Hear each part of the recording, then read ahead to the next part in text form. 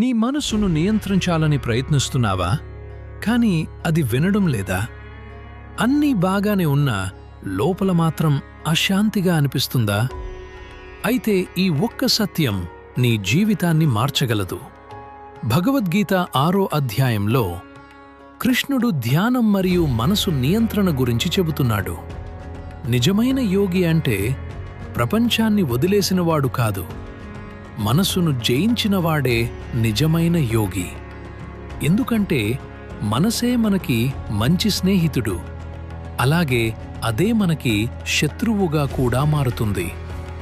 మనసును నియంత్రిస్తే అది మనల్ని పైకి తీసుకెళ్తుంది, నియంత్రించలేకపోతే అది మనల్ని కిందకు లాగుతుంది.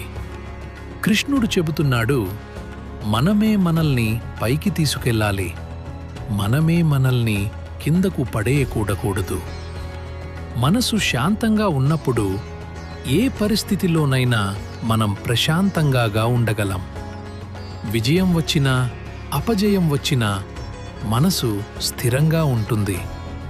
కానీ మనసును నియంత్రించడం చాలా కష్టం. అర్జునుడే అంటాడు, మనసు చాలా చంచలంగా ఉంది.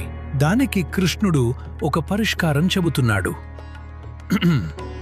అది ప్రాక్టీస్ మరియు డిటాచ్మెంట్. నిరంతరం సాధన చేస్తూ అనవసరమైన ఆశలను వదులుతూ మనసు క్రమంగా శాంతంగా మారుతుంది. ధ్యానం చాలా ముఖ్యం. ఒక ప్రశాంతమైన ప్రదేశంలో కూర్చో, శరీరాన్ని స్థిరంగా ఉంచు, మనసును ఒక దానిపై కేంద్రీకరించు. మనసు ఎక్కడికైనా వెళ్ళినా దాన్ని మళ్ళీ మళ్ళీ తిరిగి తీసుకురా. అసహనం పడకూడదు, శాంతంగా ప్రయత్నించాలి. కొంతకాలానికి మనసు నెమ్మదిగా స్థిరంగా మారుతుంది, ప్రశాంతంగా మారుతుంది. అలాంటి వ్యక్తి ఆనందాన్ని బయట కాదు, తనలోనే పొందుతాడు. అతను అందరినీ సమానంగా చూస్తాడు, దయతో అర్థంతో జీవిస్తాడు. ప్రపంచం అతనిని కదిలించలేకపోతుంది, అతను కూడా ప్రపంచాన్ని కదిలించడు. చివరగా కృష్ణుడు చెబుతున్నాడు, ఈ మార్గంలో ప్రయత్నం వృధా కాదు. ప్రతి అడుగు నేను శాంతికి దగ్గర చేస్తుంది. కాబట్టి ఆగిపోకు. మనసును జయిస్తే జీవితం నీ చేతిలో ఉంటుంది.